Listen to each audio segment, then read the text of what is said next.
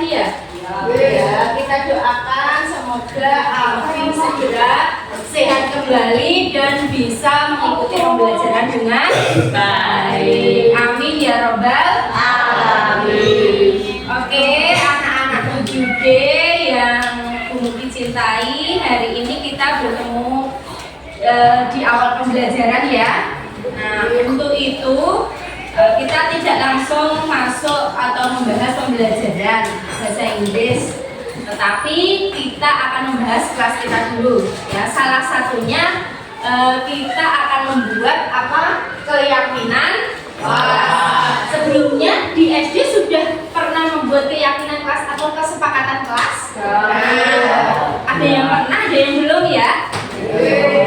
Nah, keyakinan kelas atau kesepakatan kelas itu hal-hal baik, hal-hal positif atau budaya positif yang kita sepakati. Jenenge yang namanya sepakat itu gimana? Setuju untuk dilaksanakan. Paham sampai sini? Nah, sekarang mungkin tanya sama anak-anak, keyakinan kelas sama peraturan kelas itu sama atau beda, Mas Mbak? Iya, beda. Terima kasih jawabannya, Mbak. Kemudian ada yang punya pendapat lagi nggak? Keyakinan kelas sama peraturan kelas itu beda atau sama? Ada yang mau berpendapat lagi? Coba Mas Yudi. Ya, beda. Beda. Oh iya, beda. Terima kasih jawabannya. Tepuk tangan untuk teman-teman kita. Untuk itu, kok tadi ada yang beda, ada yang sama gitu ya. Nah, menurut kalian itu sama atau beda? Nanti kita simpulkan ya. Bu Mugi akan bercerita atau memberikan ilustrasi antara perbedaan peraturan dan keyakinan. Ini anak-anak simpulkan ya. Nah, beda atau sama keyakinan sama peraturan? Misalnya seperti ini. Ketika kita berkendara sepeda motor, ada peraturan bahwa kalau orang-orang yang berkendara menggunakan sepeda motor harus wajib memakai helm. Itu namanya peraturannya dari kepolisian misalnya. Nah, tetapi Bu Mugi, walaupun rumah saya itu di desa deh, masuk lorong-lorong, tetapi ketika mau pergi dan menggunakan sepeda motor misalnya di sayuran gitu ya, saya tetap memakai helm. Kenapa? Bu Mugi kok tetap pakai helm walaupun tidak ada Pak Polisi yang menilang Bu Mugi kalau tidak pakai helm, tapi tetap saya pakai helm. Karena apa? Karena Bu Mugi yakin kalau pakai helm akan melindungi kepala Bu Mugi. Dari apa? Dari hal-hal yang tidak diinginkan. Contohnya apa? Bentur, kecelakaan. Kan kalau pakai helm, kepala kita terlindungi. Insya Allah akan lebih aman. Nah, dari situ anak-anak coba simpulkan. Jadi peraturan tadi memakai helm dan keyakinan Bu Mugi pakai helm itu sama atau beda? Beda. Bedanya apa? Kalau peraturan itu seperti apa? Ya, yang harus dilakukan, tidak dengan kesadaran diri. Tapi kalau keyakinan tadi Bu Mugi tetap pakai helm walaupun rumahnya di desa nggak ditilang Pak Polisi, Bu Mugi sadar atau tidak sadar? Sadar dengan kesadaran diri. Jadi keyakinan itu dilakukan berdasarkan keyakinan diri. Sampai sini paham? Oke, anak-anak, jika sudah memahami bedanya peraturan sama keyakinan, hari ini kita akan membuat keyakinan kelas yang kita sepakati ya. Nah, hal-hal positif atau kalimat-kalimat positif atau keinginan positif yang kamu inginkan untuk kelas 7D itu yang bagaimana? Ada yang punya pendapat? Ya, Mas Radit, gimana Mas? Kelas yang damai. Walah, kelas yang damai, hebat, luar biasa, tepuk tangan. Bisa menuliskannya di post-it yang Bu Mugi bagikan ya, kelas yang damai, dan teman-teman juga bisa menuliskan keinginan kalian yang kamu inginkan kelas 7D itu seperti apa. Tadi Mas Radit kelas yang damai, mungkin ada yang punya ide lagi? Mbak Rita boleh kelas yang tidak boleh rame, selalu menjaga ketertiban. Juga luar biasa, tepuk tangan untuk Mbak Rita.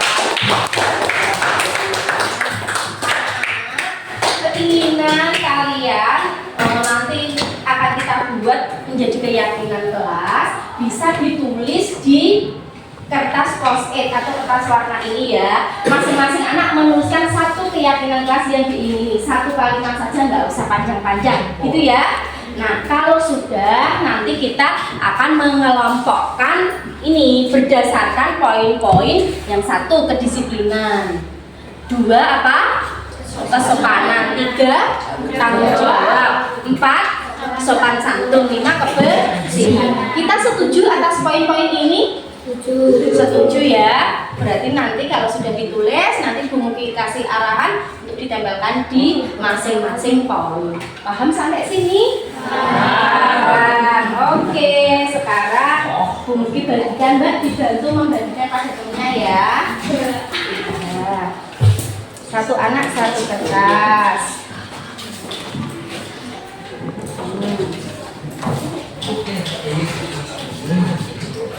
Bisa di stop ya, diberi nama, kemudian tuliskan keyakinan yang kamu inginkan ya. Silakan nulis satu kalimat, nggak usah panjang-panjang sampon ya. Apa dulu?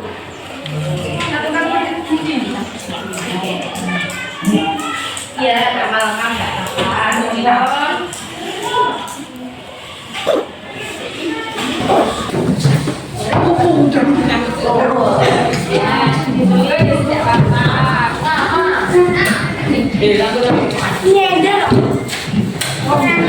Anak-anak, kalian sudah menuliskan keyakinan kelas kalian di post-it dan ditempelkan di sini dan sudah dikelompokkan. Bagus sekali. Dikelompokkan kedisiplinan, kesopanan, tanggung jawab, sopan santun dan kebersihan.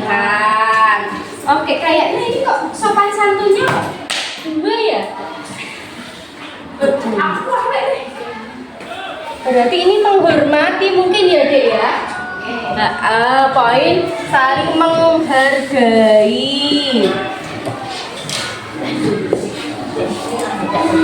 Oke, Bu Muki minta tolong satu anak untuk dibacakan salah satu punya temannya.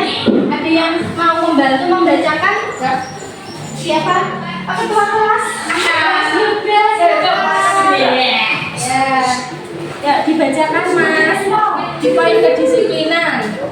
Satu aja yang dibaca mungkin bisa. Siapa? Poin kedisiplinan itu sudah dibaca. Aku ini.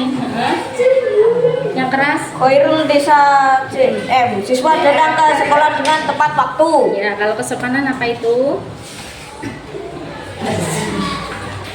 Febrianto, siswa tidak ngomong kotor di sekolah. Iya, bagus. Kalau tanggung jawab Mas. Locita Nismara Litu Hayu melaksanakan piket kelas saat baru datang. Ya, menghargai orang Kemudian lain. Justin Raditya Wijaya berkata yang tidak kotor. Ya, kebersihan. Dusta Sasabila Olivia, kelas harus menjaga kebersihan. Oke, terima kasih Mas Yoga sudah membacakan terus untuk Mas Yoga.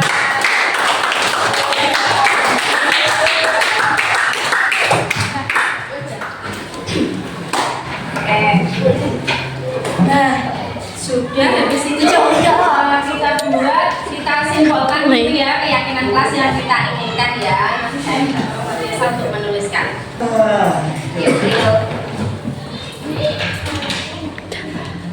Ya anak-anak, terima kasih Mas Yoga tadi sudah membacakan. Nah, sekarang kita simpulkan keyakinan kelas di antara banyak ini. Kalau terlalu banyak nanti kan tidak dapat dilaksanakan dengan maksimal ya.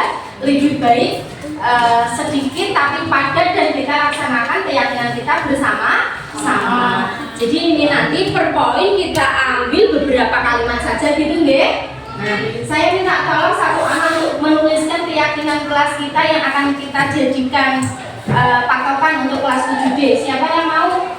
Ya, silakan Mbak Desa minta tolong. Ditulis di situ keyakinan kelas di sini yang besar. Nah, agak tinggi. Keyakinan kelas. Ya.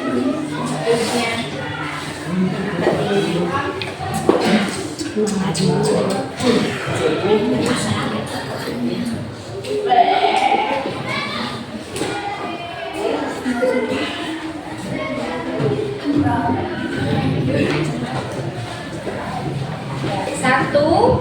Ini dari poin kedisiplinan kita ambil. Ini ada siswa datang sekolah dengan tepat waktu, setuju? Setuju. Iya, dan ya kedisiplinan. Langsung siswa koma ya boleh, siswa datang tepat waktu.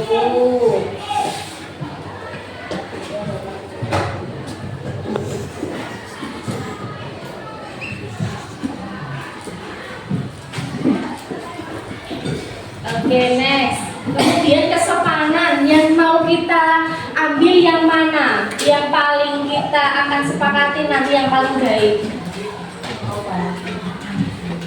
Siswa tidak ngomong kotor ya?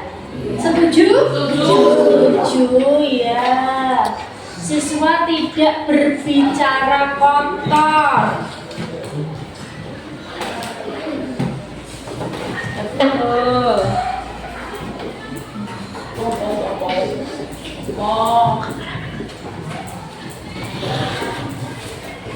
Kemudian tanggung jawab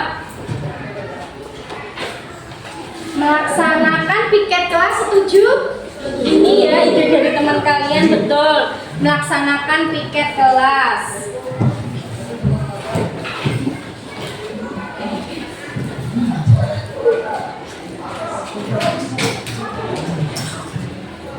Kemudian poin 4 menghargai. Di sini ada tulisan saling menghargai. Setuju?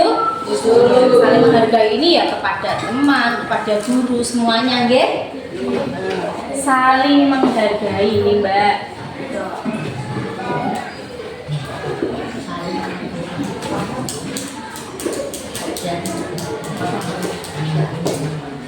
Nomor 5 kebersihan.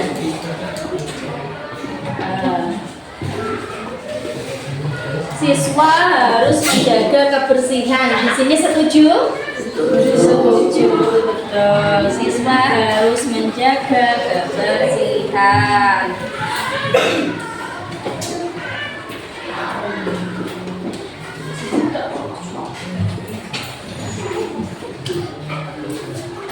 Oke, terima kasih Mbak Cesa.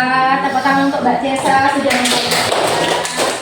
Nah, anak-anak sudah kita dapatkan 5 keyakinan kelas yang sudah kita sepakati di antara kalimat-kalimat dari kita semua ya. Kita ambil secara keseluruhan gitu ya. Yang pertama poin kedisiplinan. Apakah ini? Kita baca bersama-sama. Siswa datang tepat waktu. Setuju?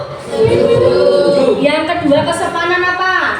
Siswa tidak berbicara kotor. Setuju ya, tidak berbicara kotor. Kemudian tanggung jawab melaksanakan piket kelas sesuai dengan jadwalnya. Setuju anak-anak? Setuju. Ya, menghargai, saling menghargai sesama teman dan juga sesama guru. Bisa diterapkan ya? Yang kelima kebersihan. Nah ini siswa harus menjaga kebersihan lingkungan sekolah dan juga lingkungan ke kelas. Seperti itu bisa dipahami keyakinan kelas kita ini? Bisa. Nanti keyakinan kelas kita yang sudah kita buat akan kita tulis di selembar kertas ataupun kita buat di Canva, terus kita pajang di mading sana, kita baca setiap saat dan kita laksanakan. Seperti itu? Setuju? Oke, terima kasih kelas 7D. Kita sudah membuat dan mempunyai keyakinan kelas yang akan kita pakuni bersama. Untuk itu, sebelum Bu Muki meninggalkan kelas, mari kita tutup dengan membaca hamdalah bersama-sama. Alhamdulillahirabbil alamin. Ada yang mau ditanyakan? Sudah, terima kasih. Tetap semangat dan menjaga kesehatan, gitu ya. Kelas 7D semangat pagi. Pagi, pagi, pagi, luar biasa. Semangat. Yes, yes, yes.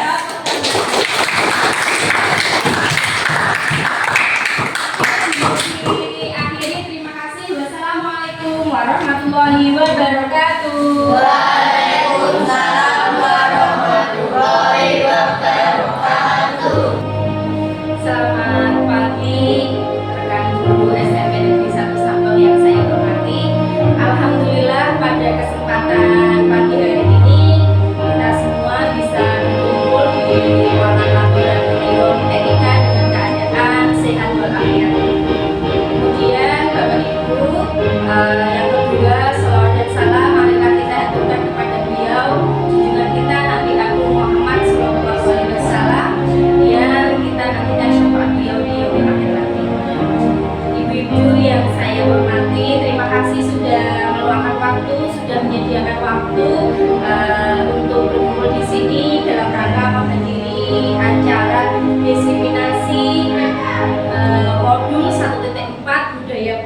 positif calon guru penggerak.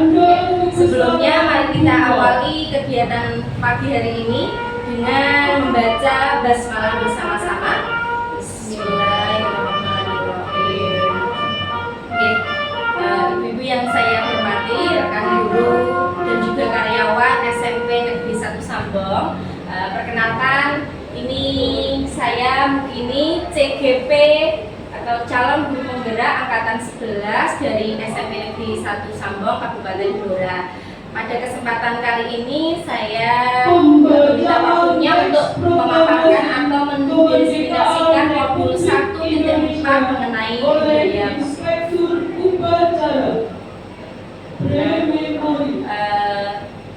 rekan-rekan saya, budaya positif merupakan perwujudan nilai-nilai kebajikan yang berpihak pada murid, memberikan pemahaman akan disiplin positif bagi murid sangat diperlukan. Karena sebagai pamong atau guru, kita berkewajiban menuntun atau memfasilitasi anak sesuai kodratnya, yaitu kodrat alam dan juga kodrat zaman. Itu nggih. Saya lanjutkan. Nah, ini ada quotes bijak atau kata-kata bijak. Mari kita tenangkan hati dan pikiran, arahkan semua perhatian untuk fokus belajar, hadirkan rasa ingin tahu, syukur dan bijaksana. Jadi kalau nanti kita meminta anak-anak untuk belajar kok belum fokus, bisa kita kasih quotes atau kata-kata yang memotivasi. Kita harus menenangkan diri agar bisa fokus untuk mencapai tujuan pembelajaran yang kita inginkan. Nah, sebelumnya saya punya pantun, ibu-ibu. Nanti ketika saya selesai berpantun satu kalimat, ibu-ibu bisa bilang cakep, kata nggih? Nggih. Air mata jadi berderai, cakep. Karena menonton film Korea, cakep. Karena presentasi saya sudah akan mulai, mari kita fokus materi saja, cakep. Oke, terima kasih. Mari kita lanjutkan. Undangan dimohon berdiri. Kemudian ada pertanyaan pemantik teman-teman, yaitu apakah Bapak Ibu atau panjenengan setuju dengan pernyataan berikut ini? 1. Hukuman dapat mendisiplinkan anak. Menurut panjenengan setuju atau tidak? Hukuman dapat mendisiplinkan anak. Bu Endang? Setuju. Oke, terima kasih. Kemudian yang kedua, pemberian hukuman dengan hal positif seperti membaca atau membersihkan halaman sekolah dapat meningkatkan kedisiplinan anak. Panjenengan setuju atau tidak? Setuju, ya. Mungkin ini juga sering kita terapkan, ya, masih kita terapkan, ya. Sementara setuju. Kemudian yang ketiga, memberi penghargaan dapat meningkatkan motivasi belajar anak. Setuju atau tidak? Setuju, ya. Nah, jadi dengan memberikan penghargaan agar anak termotivasi belajarnya. Nah, 3 hal ini nanti akan kita bahas pada materi-materi kita selanjutnya, ya. Kita kunci dulu jawaban kita. Yang pertama setuju, yang kedua juga setuju, ketiga setuju. Nanti akan kita pelajari lebih lanjut. Terima kasih teman-teman untuk jawabannya. Kemudian, nah, pada kesempatan pagi ini saya akan memaparkan konsep inti budaya positif. Ada 7 poin atau 7 items. Yang pertama, perubahan paradigma belajar. Yang kedua, disiplin positif. Yang ketiga, ini teori motivasi, hukuman dan juga penghargaan. Kemudian ada keyakinan kelas yang sudah kita terapkan di awal pembelajaran, ya, atau awal tahun ajaran baru. Kemudian ada kebutuhan dasar manusia, ada 5 posisi kontrol guru dan juga segitiga restitusi. Kita bahas satu persatu. Yang pertama tentang perubahan paradigma belajar. Kalau kita membahas tentang paradigma ini kan lebih dekat dengan cara pandang kita, kan gitu. Bagaimana cara pandang kita tentang belajar itu bagaimana? Nanti akan kita kupas. Nah, ini ada perubahan paradigma kegiatan kepalan tangan. Oke.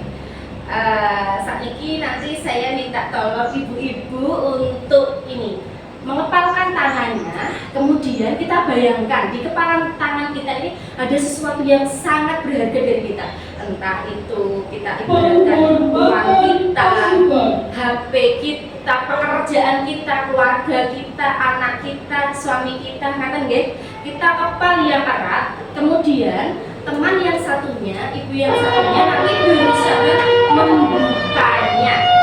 Ya, membukanya dengan apa? Entah, kan itu hal berharga atau rahasia panjenengan. Kan kalau kita hanya buka dong tangannya, masnya nggak boleh dong, itu masih ada hal berharga. Kita bujuk supaya teman kita mau membukanya, entah dengan bujukan, entah kalimat yang memuji, atau mungkin dengan getakan atau kalimat yang tegas. Monggo sekreatif panjenengan, apakah rekan bapak ibu itu atau rekan ibu-ibu itu mau membuka atau tidak. Ngaten nggih? Nah, nanti hasilnya mau dibuka kepalan tangannya atau tidak. Begitu, nanti apa yang terjadi? Saya berpasangan Budini dengan dengan Bu Aminah. Bu Riana bisa dengan saya, Bu Riana maju ke depan sini. Kita mulai nggih. Sini ya, Bu Riana yang punya ya, yang pusing. Terus itu saya punya benar-benar Ibu Ida sama Bu Budini. Bu Riana, kita mulai. Bu Riana boleh buka dong.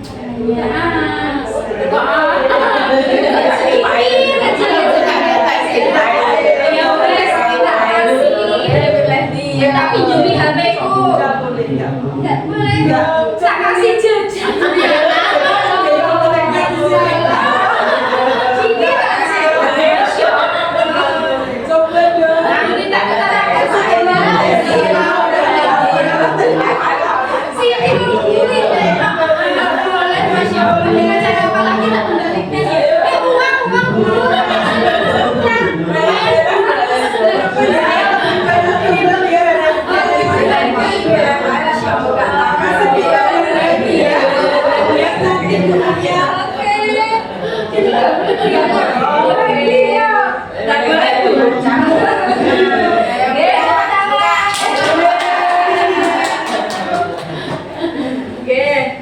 Dari hasil kegiatan kepalan tangan tadi, apakah bisa membuka Bu Mami tangan Budi? Bisa dong. Bisa. Oh bisa ya.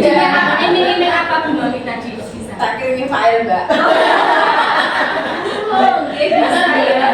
Ternyata Budini mau membuka apa ya, pentingnya itu karena filenya. Kenapa Budini mau membuka? Ketika dikasih file, ditawari file. Bayarnya sangat penting.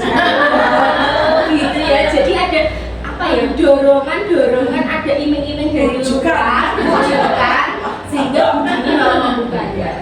Padahal aslinya Budini mau membuka nggak itu sebenarnya? Kalau nggak diimingi dengan filenya Bu Mami. Karena iming-iming gitu. Oke, kalau Budini tadi mau karena diiming-imingi itu tadi. Bagaimana Bu Angel tadi tangannya bisa terbuka nggak Bu Aminah? Tidak mudah untuk terkecoh orang lain. Oh, gitu tetap ya dijaga ya. Iya, dia. Bu Riana tadi juga nggak mau tak kasih itu apa namanya resource ya, nggak mau. Mau ya Bu, katanya aku lebih banyak gitu. Jadi itu ya tidak terpengaruh oleh faktor eksternal kan ya, atau dari orang lain ya. Nah, sebenarnya apa namanya kita bisa mengontrol orang lain atau mengontrol murid itu ternyata hanya ilusi.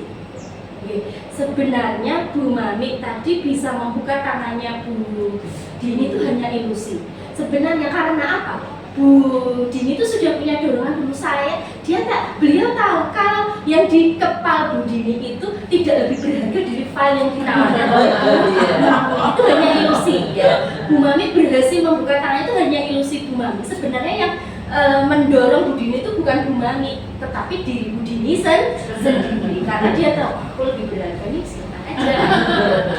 Ya, itu hanya ilusi kita. Kadang-kadang kan gini, oh cakare tak ada ini atau saya kasih tahu itu mau, sebenarnya itu ya yang sebenarnya terjadi karena faktor internalnya si anak sendiri. Dorongan dari eksternal itu tidak terlalu berpengaruh. Ini teori kontrol menurut Dr. William Brenner. Yang kedua, ilusi bahwa semua penguatan positif itu efektif. Yang ketiga, ilusi bahwa kritik dan membuat orang merasa bersalah dapat menguatkan karakter. Kadang kan kita bisa mengkritik anak, misalnya ya sebagai guru BK ada ini anak-anak yang bawa HP gitu kemarin terus ditemui kemudian dikritik, harusnya tidak seperti itu, kamu nggak kasihan sama ibumu membelikan HP kuota untuk belajar malah itu cacatan dengan teman lawan jenis. Itu sebenarnya ilusi Buryana. Kemudian ilusi bahwa orang dewasa memiliki hak untuk memaksa. Ini kadang ya masih saya terapkan gitu untuk putri saya karena kan ibu lebih tahu gitu, misalnya belajar bahasa Inggris kata bu guru nggak gini loh, ibu loh lebih lama belajarnya saya gitu, ternyata itu hanya ilusi saya atau hanya angan-angan saya saja. Next, kemudian kita harus berubah dari paradigma stimulus atau stimulus itu dorongan ya, respon kepada pendekatan teori kontrol. Nah, kita harus berpandangan bahwa seperti teori kontrol seperti ini. Realitas kebutuhan kita sama. Nah, teori kontrol menyatakan bahwa realitas kebutuhan kita berbeda. Orang berbeda gitu. Kebutuhan kita sebagai guru, kebutuhan kita sebagai murid. Kemudian semua orang melihat hal yang sama. Kalau teori kontrol mengatakan bahwa setiap orang memiliki gambaran yang berbeda atau cara pandang yang berbeda. Kemudian ini selanjutnya orang lain bisa mengontrol saya. Nah, sebenarnya teori kontrol tadi hanya kita yang bisa mengontrol diri kita. Kayak tadi, walaupun diiming-imingi apa saja, Bu Endang belum mau melepaskan karena ini paling berharga, iming-imingnya Bu Aminah itu tidak efek gitu. Jadi diri kita yang bisa mengontrol. Kemudian pemaksaan ada pada saat bujukan gagal. Membujuk kok nggak mau, silahkan kadang kita kan jengkel, akhirnya kita tekan. Seperti itu, harus kita ubah mindset kita menjadi kolaborasi dan konsensus menciptakan pilihan-pilihan. Kita kasih pilihan. Nah, misalnya kamu nggak mau belajar, akhirnya gini loh. Nanti kamu naik bangun siang, gimana kamu? Sekolahmu terlambat atau kamu tetap harus masuk sekolah dengan konsekuensi yang diberikan bapak ibu guru, harus kamu terima. Kita kasih pilihan kepada putra putri kita. Nah, ini model berpikir menang atau kalah. Nah, teori kontrol atau paradigma kita harus berubah menjadi model berpikir menang, win-win solution, sama-sama menang. Dengan siswa kita misalnya karena kamu datang terlambat bisa masuk kelas dengan konsekuensi apa? Nanti kita kasih konsekuensi. Jadi sama-sama menang, win-win solution. Tidak mematahkan semangat belajar anak, tetapi juga anak merasa bahwa aku nak sembarangan atau seenakku sendiri ya tidak bisa. Oke, lanjut. Ini kemudian materi yang kedua, disiplin positif dan nilai-nilai kebajikan. Ini makna disiplin mungkin di SMP Negeri 1 Sambong kita berupaya menerapkan disiplin positif kepada anak-anak. Nilai-nilai kebajikan. Nilai-nilai kebajikan adalah sifat-sifat positif manusia yang merupakan tujuan mulia yang ingin dicapai. Misalnya kalau di SMP Negeri 1 Sambong, nilai-nilai kebajikan yang ada, nilai kebijakan yang ada atau disiplin positif, disiplin yang kita terapkan besar. Oh iya, 5S. Senyum, salam, sahabat, sopan, dan santun. Bapak Ibu guru sudah ketika piket katanya di depan bersama guru BK, kepala sekolah dan rekan-rekan guru lainnya menyapa anak 5S. Kemudian ada lagi Buryana memakai seragam tertib berseragam gitu kan, sesuai ketentuan. Iya, sesuai ketentuan. Kemudian penerapan nilai-nilai kebajikan, membentuk program kebajikan. Nah, caranya Misalnya yang pertama, lihat daftar kebajikan yang telah disusun bersama, kemudian menentukan nilai-nilai kebajikannya. Ini bisa dilakukan dengan cara curah pendapat dengan warga sekolah. Kemudian jika sudah curah pendapat kan nanti akhirnya ada beberapa pendapat yang menambahi atau menyempurnakan seperti itu. Kemudian yang keempat, membuat poster atau kita muat di sosial media tentang keyakinan sekolah atau kelas. Mungkin di SMP Negeri 1 Sambong sudah pernah dilakukan di tahun ajaran lalu. Tentang keyakinan kelas, kemarin saya di kelas 7D, maksudnya masih keyakinan kelas belum keyakinan sekolah, sudah membuatnya bersama anak-anak. Next, ini ada Diana Gozen dalam bukunya Resurrection School Discipline menyatakan ada 3 motivasi perilaku manusia. Yang pertama, untuk menghindari ketidaknyamanan atau hukuman. Maksudnya dia disiplin itu hanya menghindari ketidaknyamanan. Yang kedua, untuk mendapatkan imbalan atau penghargaan. Oh iya, aku disiplin gini katanya Bu Diana mau dikasih dia ini nih. Aku mengerjakan tugas di pelajaran bahasa Inggris Bu Muki katanya mau dikasih ini nih, seperti itu. Untuk menjadi orang yang mereka inginkan dan menghargai diri sendiri dengan nilai-nilai yang mereka percaya. Ini nanti yang faktor dari internal itu yang mana nanti.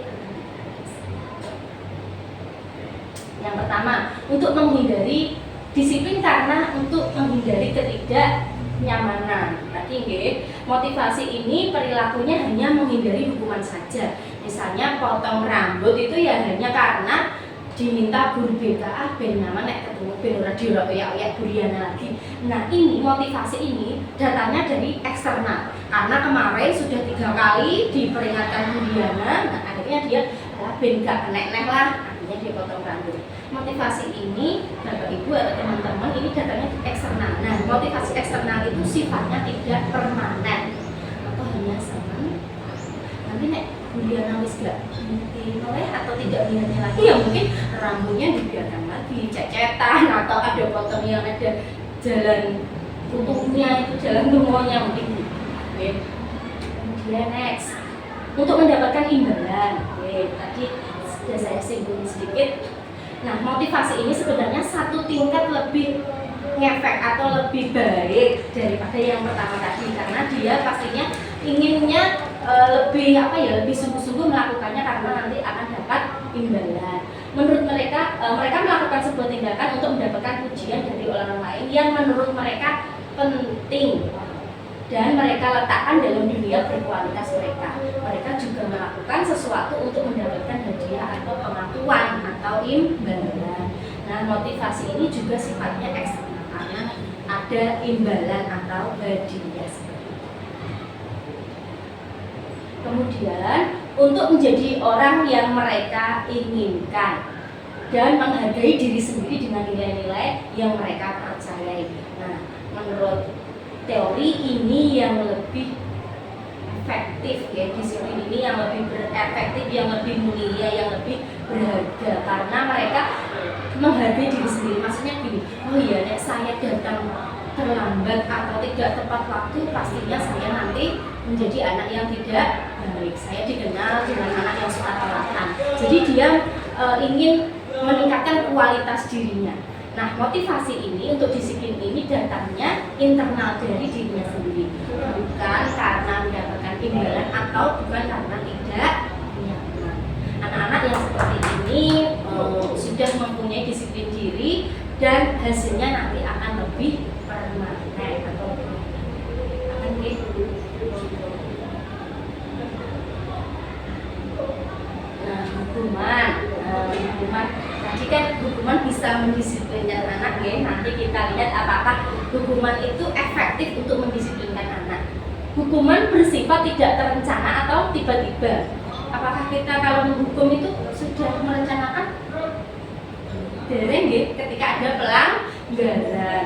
Hukuman bersifat satu arah dari guru pada murid saja. Murid tidak diberikan waktu, tidak diberikan kesempatan untuk menjelaskan atau bertukar pendapat. Terus saya inginnya gini kan, kita tidak menerima. Jadi satu,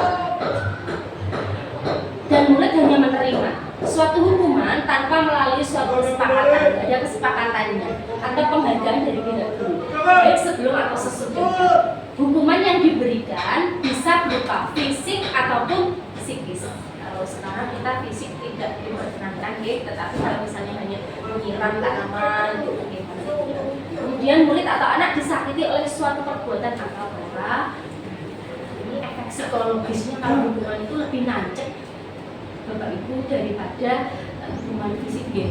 Dengan kata-kata yang saya tidak sopan atau membuat anak kecewa, sedih, itu lebih lama. Jadi sebisa mungkin mari kita hindari hukuman yang seperti itu. Kemudian konsekuensi. Nah ini konsekuensi kita rasa lebih memberikan kesempatan anak untuk berpendapat. Disiplin dalam bentuk konsekuensi sudah terencana, sudah disepakati sebelumnya, sudah dibahas dan disetujui oleh guru dan murid. Pada konsekuensi, murid tetap dibuat tidak nyaman untuk jangka waktu pendek. Jangka waktu pendek dia memang merasa keberatan gitu. Konsekuensi biasanya diberikan berdasarkan suatu data yang umumnya dapat diukur. Peraturan dan konsekuensi yang mengikuti ini sudah diketahui sebelumnya oleh murid. Sikap guru di sini senantiasa memonitor murid. Maksudnya tadi misalnya ada anak yang misalkan fasilitas sekolah, kita ajak bicara, kita diskusi bagaimana ini mas, bagaimana ini mbak, kok bisa mejanya yang baru kok sudah coret-coretan.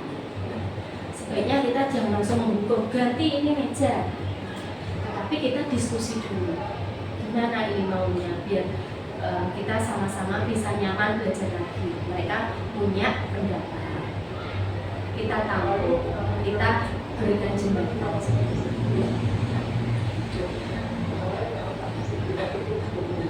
Nah, ini menurut teman-teman, ibu-ibu ini termasuk hukuman atau konsekuensi, ingat nggih? Nah, tadi hukuman yang memberatkan anak hanya satu arah, hukumannya itu bisa melukai fisik dan juga psikis gitu ya. Kalau konsekuensi biasanya bisa diterima anak walaupun dalam jangka pendek mereka merasa berontak. Nomor 1 bisa dibaca dulu ya, masuk hukuman atau konsekuensi. Mencatat 100 kali di buku kalimat saya tidak akan terlambat lagi karena terlambat di sekolah. Menurut saya Gimana tuh konsekuensi? Hukuman. Oke, disimpan dulu jawabannya. Oke, hukuman. Oke, terima kasih Bu Riana. Masih nomor 1 menurut Bu Mami, hukuman apa konsekuensi? 1. Oke. Hukuman. Oke, jadi hukuman. Kemudian yang kedua, Bu Aminah, itu di bawah. Hari mengelilingi lapangan basket 2 kali karena terlambat hadir di sekolah. Hukuman. Yang ketiga, murid diminta untuk push up 15 kali karena tidak menggunakan masker ke sekolah. Hukuman. Kemudian yang keempat, menggantikan kertas. Menggantikan kertas tugas teman yang telah dicoret-coret. Konsekuensi karena dia merusakkan ya harus ganti gitu ya. Bu Endang, yang saya bersihkan tumpahan air di meja tugas karena sehingga pada saat belajar. Konsekuensi. Murid disuruh untuk tidak mengenakan sepatu seharian di sekolah karena tidak mengenakan sepatu hitam. Konsekuensi.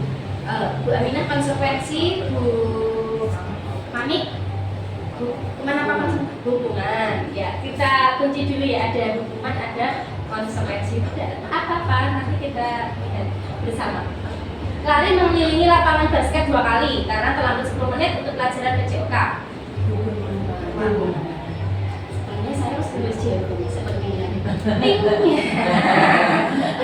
Ini, nomor 1 tadi hukuman, betul sekali, tepuk tangan. Kemudian lari mengelilingi, ya ini hukuman halaman betul tadi Bu Mami. Murid diminta untuk push up 15 kali, menggantikan kertas jelas, konsekuensi. Membersihkan tumpahan air, konsekuensi. Murid disuruh untuk tidak mengenakan sepatu. Nah, tadi ada 2 jawaban. Menurut saya hukuman, karena kan dia diminta telanjang gitu kan. Menurut psikis dia malu kalau nggak pakai sepatu sendiri. Langsung satu arah dihukum gitu kan. Lari mengelilingi guru. Masih semangat ibu-ibu.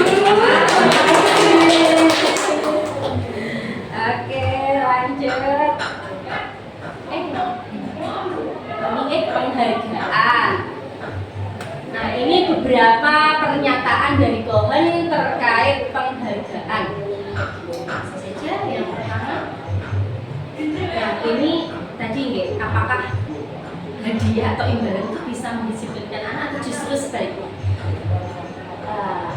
Ini penghargaan, dihukum oleh penghargaan. Maksudnya apa sih dihukum oleh penghargaan? Pengaruhnya jangka pendek dan jangka panjang. Kadang kita sering memberikan imbalan atau penghargaan kepada anak atas prestasi. Nah, menurut teori dari Cohen ini justru malah anak itu dihukum.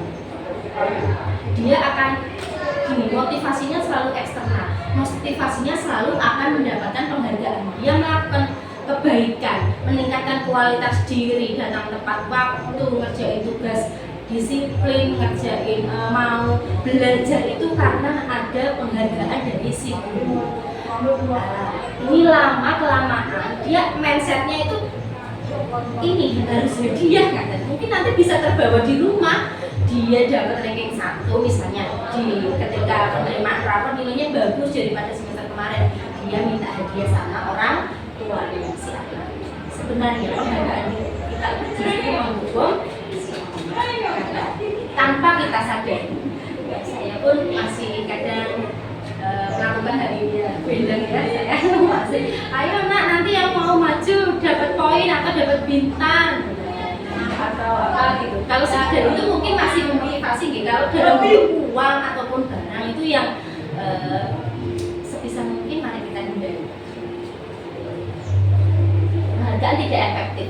Suatu penghargaan adalah suatu benda atau peristiwa yang diinginkan yang dibuat dengan persyaratan. Nah, ini tidak efektif. Jika saya mengharapkan sesuatu penghargaan dan tidak mendapatkannya, maka akan saya akan kecewa. Jadi malah tidak ini penghargaannya tidak efektif gitu. Kamu nanti harus juara 1 gini. Kalau enggak nanti kecewa ke dua belah pihak. Ini yang namanya penghargaan tidak efektif. Penghargaan merusak hubungan. Berikut dia penghargaan merusak hubungan.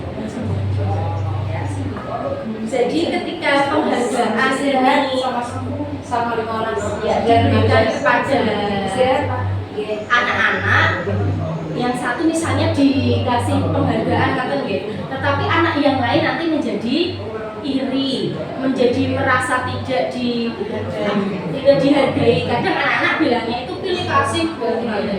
Justru nanti hubungan si anak dengan guru menjadi yang tidak kita hargai atau kita kesampingkan itu menjadi tidak baik. Antara anak satu dan anak lain juga akan tidak baik. Kadang ada timbul pernyataan bahwa kamu anaknya Bu Muki, kamu anaknya Bu Ida gitu. Jadi hubungannya menjadi kurang baik. Ini namanya malah merusak. Apa-apa kamu si dia terus. Kesayangan. Ya, anak kesayangan. Ini malah merusak hubungan sesama teman dan juga bapak ibu guru yang lain. Kadang ngoten nggih. Kemudian penghargaan menurunkan kualitas.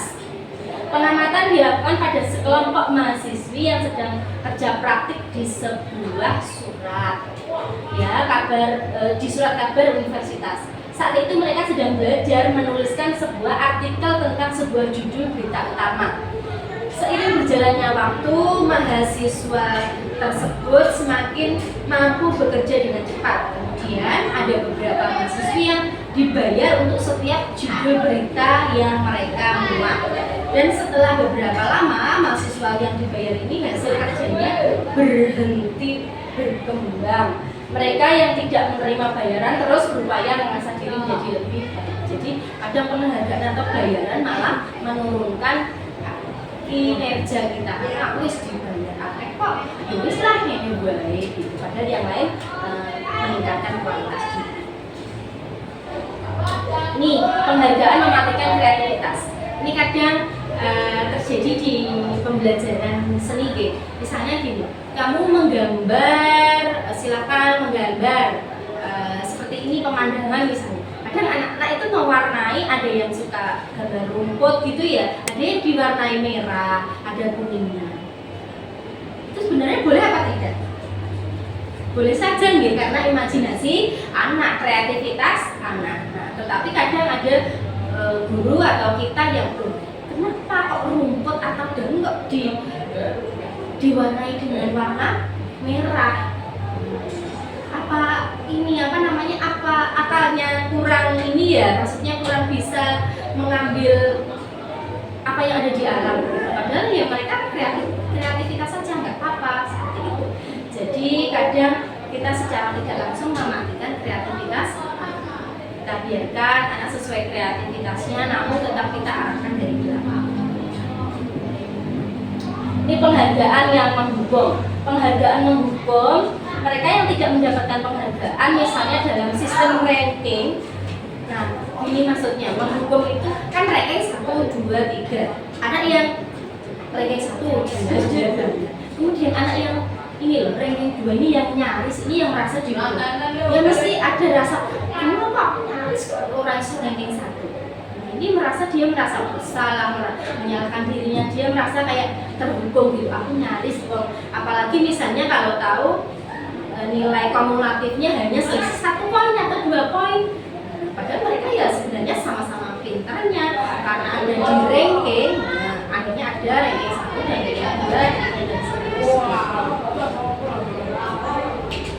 Restitusi juga merupakan proses kolaboratif yang mengajarkan murid untuk mencari solusi atas masalah mereka dan bagaimana mereka harus memperlakukan orang. Nah, ini keyakinan kelas yang kemarin kami buat. Keyakinan kelas yaitu nilai-nilai kebajikan dalam membuat suatu keyakinan sekolah atau menentukan visi dan misi atau tujuan sekolah. Ini pembentukan keyakinan kelas. Kelas ini keyakinan bersifat abstrak. Keyakinan kelas sebaiknya sesuatu yang diterapkan di lingkungan tersebut dan berdasarkan hasil curah pendapat bersama. Tidak datang dari guru saja, tetapi juga ada pendapat-pendapat murid yang kita tuliskan pada post-it. Kalau sudah nanti kita kelompokkan. Ini yang masuk poin kedisiplinan kah, kesopanan kah, atau kebersihan kah. Kalau sudah sedikit saja kan murid ada 25 itu ya, atau 32 misalnya. Jangan semuanya ditulis menjadi keyakinan kelas, kebanyakan. Nanti sulit untuk menerapkannya, sulit untuk menyepakatinya. Kita buat 10 poin saja, tetapi bisa kita sepakati dan kita lakukan bersama. Kebutuhan dasar manusia dan dunia berkualitas. Menurut Dr. William Glasser, dalam choice teori terdapat 5 dasar kebutuhan manusia. Kita sebagai manusia ada yang namanya kebutuhan bertahan hidup atau survival, kemudian merasa diterima atau belonging, kebebasan, kesenangan, dan penguasaan atau power.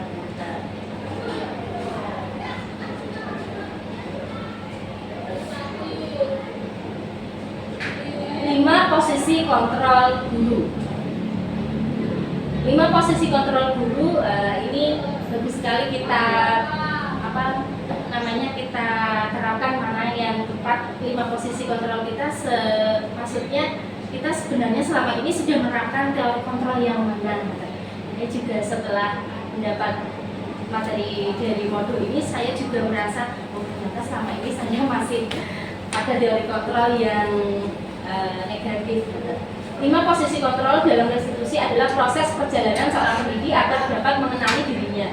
Terdapat 5 posisi kontrol dulu, yaitu sebagai teman, kemudian ada penghukum, kemudian ada manajer, pembuat rasa bersalah, dan pemantau. Ini ada film Bapak Ibu.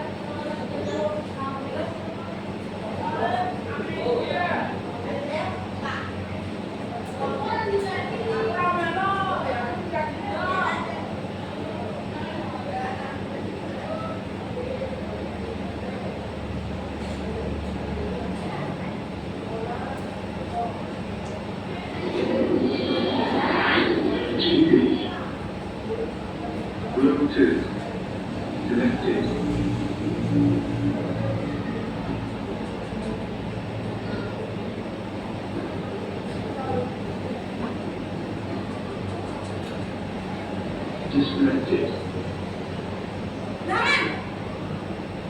Connected.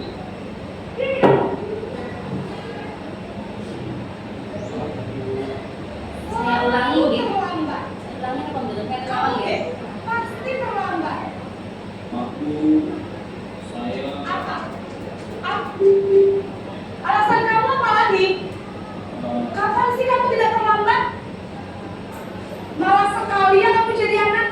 saya Dasar pemalas. Gak kapok-kapok sih kamu. Sudah berapa kali terlambat? Sana, kamu keliling lapangan basket 2 kali. kenapa saya harus keliling lapangan basket Bu? Kenapa? Kamu melawan ibu. Berani-beraninya jawab. Sudah terlambat, masih berani jawab pula. Sekarang, keliling lapangan basket 5 kali sekalian. Biar kapok. Cepat. Pergi sana ke lapangan basket. Posisi penghukum biasanya berbicara dengan nada tinggi, menghardik, menunjuk-nunjuk, menyakiti, dan menyindir. Hukuman bisa berupa fisik maupun psikis. Ibu dan bapak guru hebat.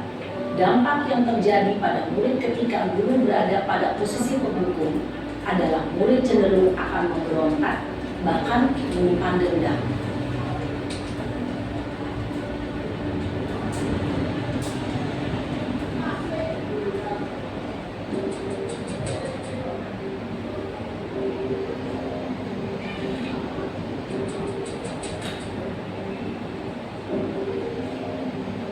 Naren!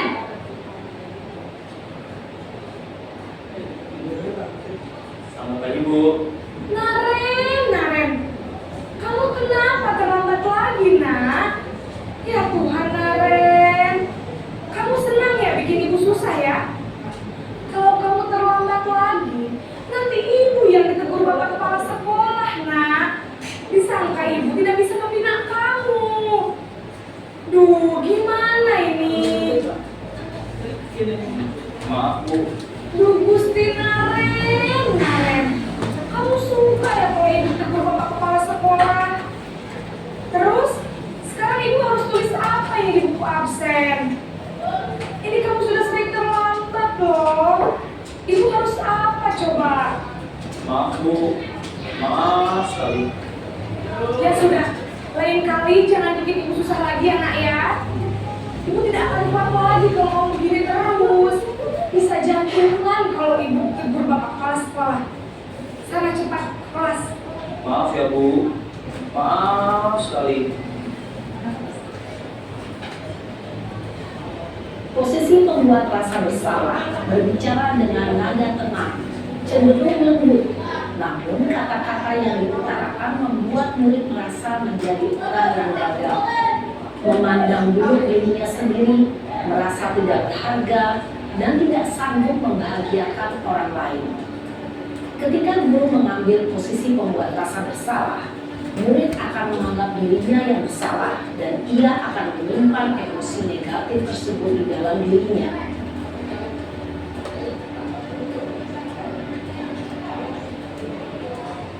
Posisi teman.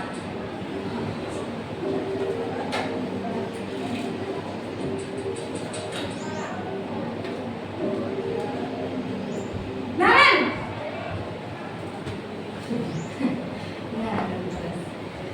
Selamat pagi Bu. Wah, sudah jam berapa ini nak? Terlambat lagi ya saya. Iya Bu. Habis. Ini saya membangunkan saya Bu. Kamu malah menyalahkan ibu kamu. Kamu bukannya anak yang larinya paling kencang. Kok terlambat sih? Iya Bu. Saya memang terlambat bangun tadi. Jadi biarpun saya lari kencang, tetap gak kekejar Bu. Ya sudah sana. Nanti lain kali larinya lebih kencang lagi ya. Biar gak terlambat lagi. Bikin seneng ibu. Demi ibu. Bisa kan? Bisa lah Bu. Ya sudah sana masuk kelas. Ibu beresin urusan absen kamu. Kamu ini ada-ada saja. Kayak teman saya pernah. Dalam posisi tenang, Guru berbicara dengan nada suara ramah, akrab, cenderung bersenda gurau untuk menjaga suasana tetap santai. Murid akan merasa senang, aman, dan akrab dengan guru. Identitas yang dicipta adalah sukses atau berhasil. Namun, perlu diingat, karena ini masih dorongan eksternal, maka ada faktor ketergantungan dari murid kepada orang tertentu. Di sini, guru absennya, sehingga di lain waktu, murid bisa berperilaku baik, namun hanya kepada orang-orang tertentu saja.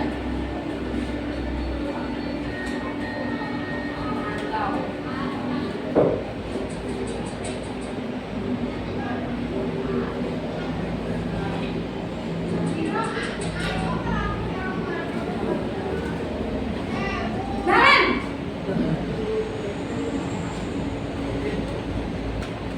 Selamat pagi Bu.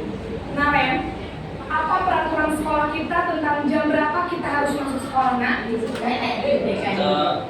harus di sekolah jam 7 Bu. Iya betul, sekarang sudah jam 7.20.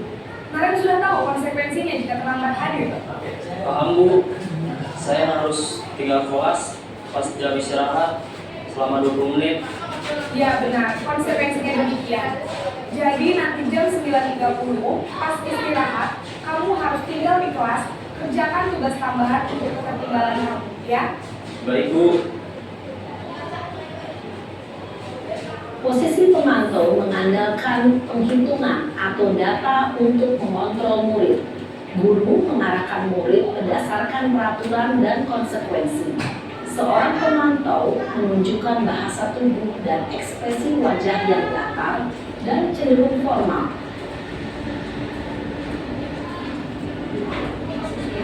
Posisi manajer. Lagi.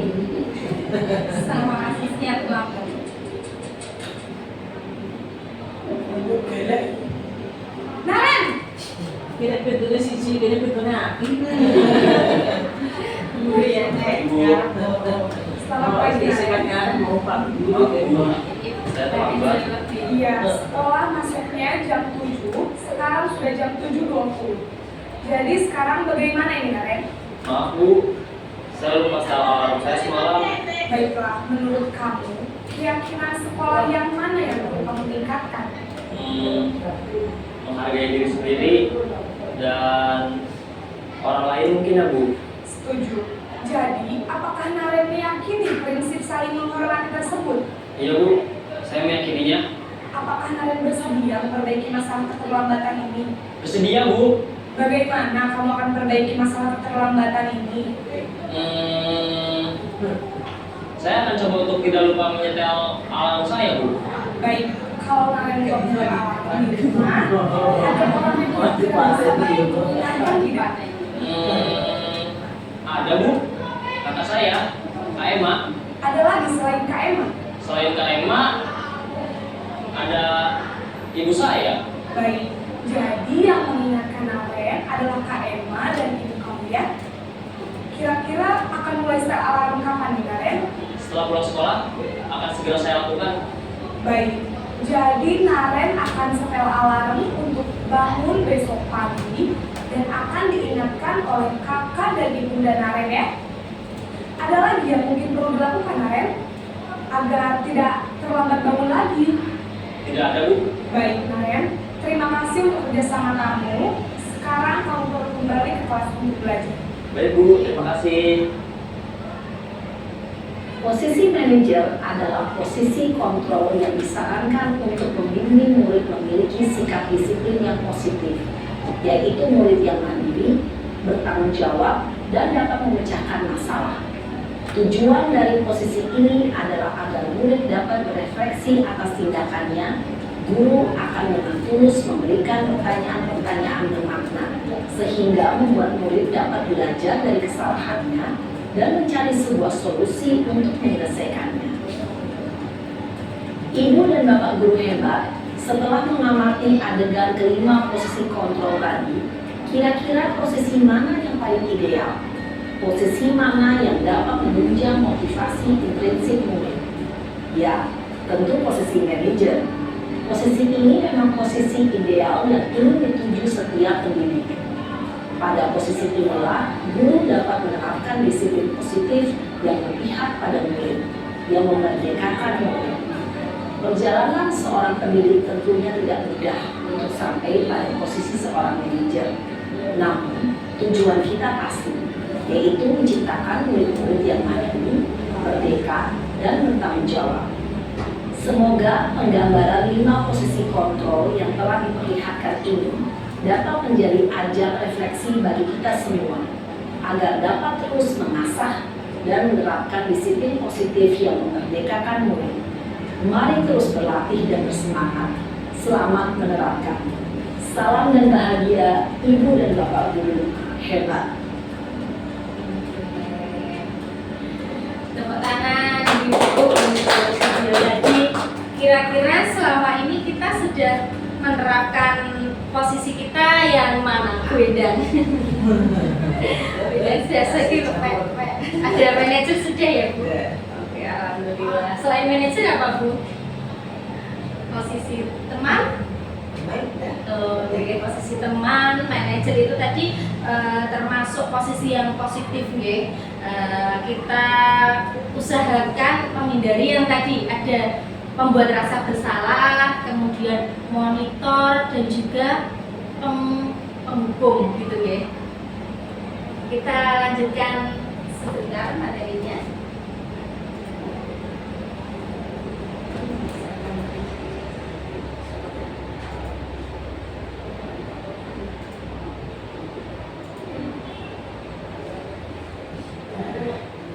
Setelah 5 posisi kontrol guru, kita pada segitiga restitusi.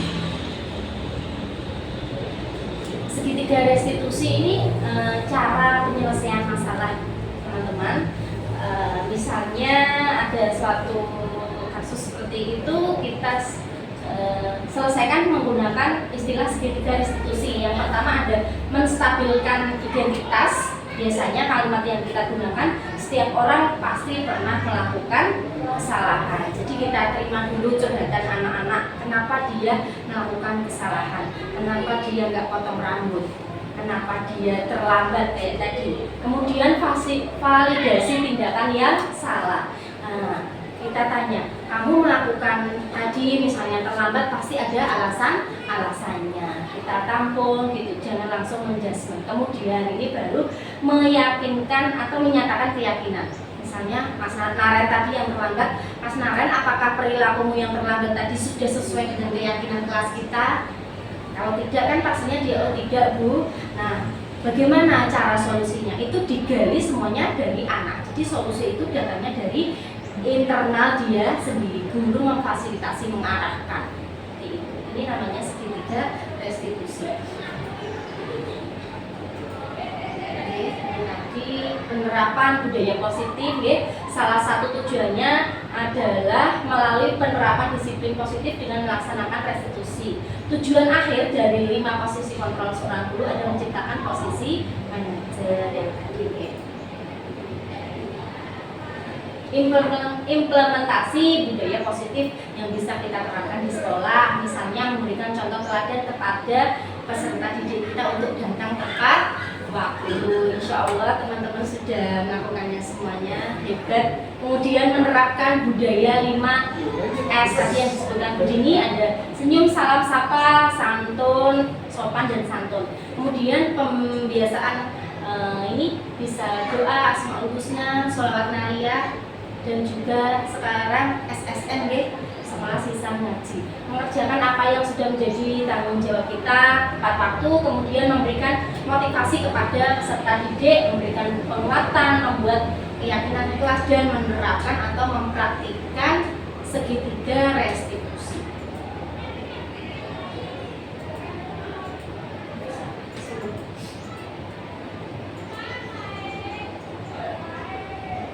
Ini beberapa dokumentasi implementasi budaya positif yang ada di Estusa SMP Negeri 1 Sambong.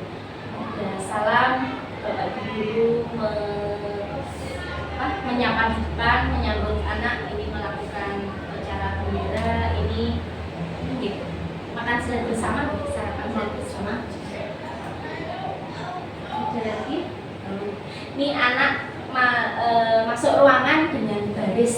yang rapi dan tertib. Ini kegiatan penanaman pohon, seribu pohon di lapangan juga bersama Kepala Sekolah dan anak-anak dan juga beberapa rekan guru. Ini pemanfaatan Chromebook untuk pembelajaran dan juga kegiatan Jumat bersih. Demikianlah rekan-rekan, Bapak Ibu, di sini ibu-ibu nggih, ibu-ibu guru dan juga tenaga karyawan SMP Negeri 1 Sambong. Terima kasih sudah menyempatkan hadir dalam presentasi budaya positif CGP Angkatan 11 Kabupaten Blora. Sebelum meninggalkan ruangan ini, saya mohon untuk memberikan ini ya Bu, umpan balik atas kegiatan yang saya lakukan. Ibu pripun pesan-pesannya untuk saya bisa dituliskan di poster ini.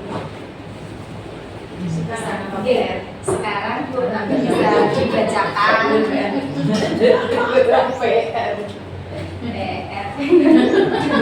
tadi boleh nggak ya?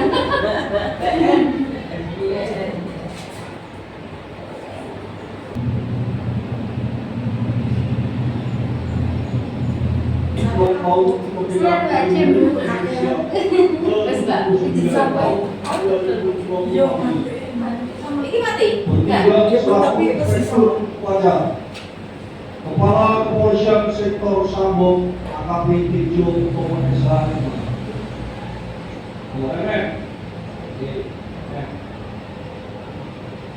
Endang Sambon. Bertindak selaku perwira pajak Aibda Jalur Bertindak selaku Aibda Agus Siano Esa. Banyak timbang. Kegiatan hari Bertindak selaku Komandan Paskibra Sersan 1 Sudin Mulyo. Oke, terima kasih teman-teman. Selaku Komandan Kompisat Sersan 1 Utoy. Ada lagi? Bertindak selaku Bacakan dulu ya kan? Brigadir Kepala Norman Reni. Bertindak selaku Komandan Kompi 3 Saudara Reni. refleksi saya kegiatan serupa dilaksanakan secara berkala supaya Bapak Ibu dievaluasi lagi tentang budaya positif tersebut. Biar kita tahu perkembangan siswa. Oke, mantap semua Bu. Tangan Bu Dini terakhir. Terima kasih, sangat bagus sekali materi yang dimakamkan. Dan dibuat dengan adanya pemutaran video yang membuat selanjutnya. Estusa ya Bu. Ya, Estusa bisa. Sampai 1 Sambong. Oh iya, SMP Negeri 1 Sambong bisa bersih, indah, santun, aman. Yes, yes, yes. Wong gitu rame yo.